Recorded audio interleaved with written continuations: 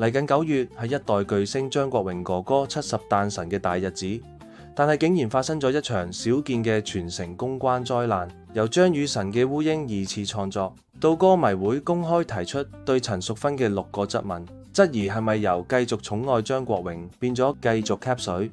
仲有偏偏喺呢個70誕辰嘅籌備中，陳淑芬高調宣布啟動佢嘅多元演藝體驗空間 Fun Space， 連同入面嘅 Fun Cafe， 仲要買埋張淑平做創意設計。陳淑芬搞呢個商業 project 嘅時間，連身邊一向活躍於社交平台同陳太關係密切嘅阿蛋鄭丹瑞都被拉落水，再加上唐學德嘅低調，同近日欣妮姐姐都開拖加入戰團，點解紀念一個人可以搞到滿城風雨，甚至演變成一場明目張膽嘅商業操作？今日我哋一齊嚟睇下呢場風波背後殘酷而真實嘅悼念經濟學。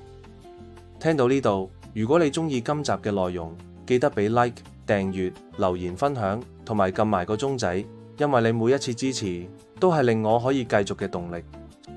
事件嘅導火線就係源自一個2次創作，音樂人張雨晨參與製作嘅70誕辰紀念作品入面，竟然出現咗烏蠅代替哥哥張國榮揸住個潛水器嘅圖片。對廣大哥哥迷嚟講，哥哥張國榮喺大家心目中係高貴、優雅、完美主義嘅代名詞，用烏蠅同哥哥構上任何關聯已經唔恰當。最令人反感嘅唔單止係呢個設計本身，而係主辦方同張雨晨嘅回應。事後竟然解釋話，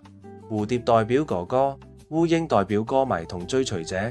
將哥哥嘅經典形象，甚至將忠實嘅歌迷比喻成圍住臭嘢轉嘅烏蠅，真係好似喺油鑊裏面倒咗杯凍水落去，令全城歌迷嘅怒火即刻爆發。大佬啊，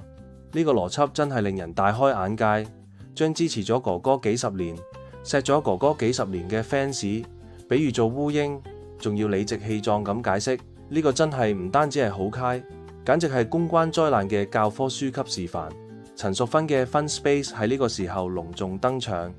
好多哥哥嘅 fans 同網民心入面即刻浮現一個問號。呢個以社企模式運作，入面擺滿晒哥哥歷年珍藏同演藝回憶嘅體驗空間，究竟係佢真情流露，定係借住呢個時刻去 cap 水？有人藉住哥哥70誕辰呢個大日子做契機，一方面喺西九竹翠公園賣緊最高票價達到過千港紙嘅飛，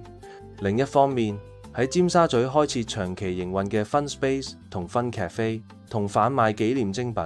運作模式同一般商業營運相似。雖然官方話明收益扣除開支會用嚟起紀念館同哥哥嘅銅像，但個時間同咁大陣仗嘅商業宣傳撈埋一碟，好難唔會令人質疑成個運作究竟係乜嘢料。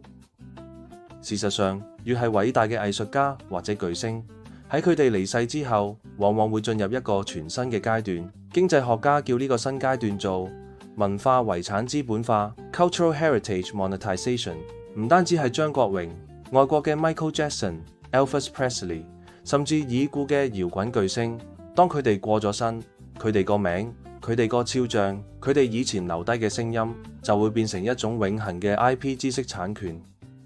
過往20年，由陳淑芬主導嘅繼續寵愛系列，確實陪伴咗無數歌迷。但係當懷念同個人商業企劃掛鈎，嗰條界線就徹底模糊晒。根據美國財經雜誌福布斯過去多年嘅統計，已故巨星嘅 IP 往往係搖錢樹。但問題在於，粉絲願意真金白銀去買回憶，係因為佢哋愛哥哥，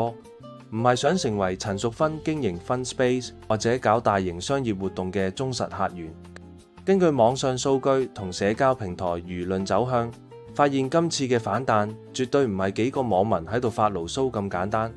面對呢壇夾雜住 Fun Space 同70誕辰音樂會，歌迷會終於忍無可忍，正式出嚟發聲，提出咗6問陳淑芬。呢6條問題，每一條都刺中核心。第一，各項紀念活動同埋 Fun Space 呢類新搞作嘅賬目透明度究竟喺邊度？第二，多年嚟承諾嘅紀念館同銅像落實嘅進度究竟去到邊？第三，點解今次音樂會要搬去西九戶外竹翠公園，仲要冇咗紅館呢個傳統情懷嘅檔期？第四，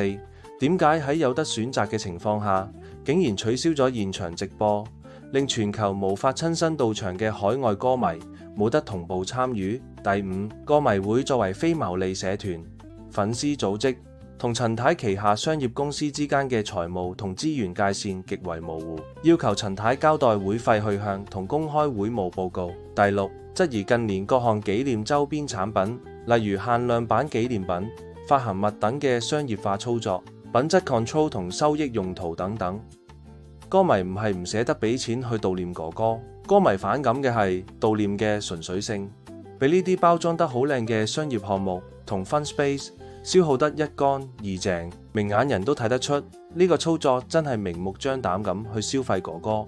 更加耐人尋味嘅係圈中人嘅反應。哥哥一生至愛嘅唐鶴德近年對呢啲過度商業化嘅官方紀念活動一直保持距離，今次亦都冇高調站台。呢種沉默可能本身已經係一種無聲嘅抗議。另一邊廂，樂壇前輩甄妮一向心直口快，今次亦都開炮，直指有人利用逝者名義不斷消費同商業操作。當懷念變成咗一盤計好晒數嘅生意，大眾嘅信任一旦崩塌，想翻轉頭就真係難過登天。哥哥生前對藝術嘅追求係極致嘅，佢嘅風骨，佢嗰種永遠走在時代尖端嘅勇氣，先至係佢最珍貴嘅遺產。數字會變，門票可以賣錢，周邊產品可以出限量版，甚至連開個 fun space 做長期項目都可以有佢哋嘅說法。但係如果喺呢個過程入面，我哋失去咗對一個人真正嘅尊重，甚至連烏蠅同明目張膽消費嘅戲碼都搬埋出嚟，咁樣嘅紀念仲有乜意義呢？好啦，如果你想分享對今集嘅睇法，歡迎喺下方 comment 留言話我知，記得俾 like、訂閱、分享同埋撳埋個鐘仔啊！我哋下集再見，拜拜。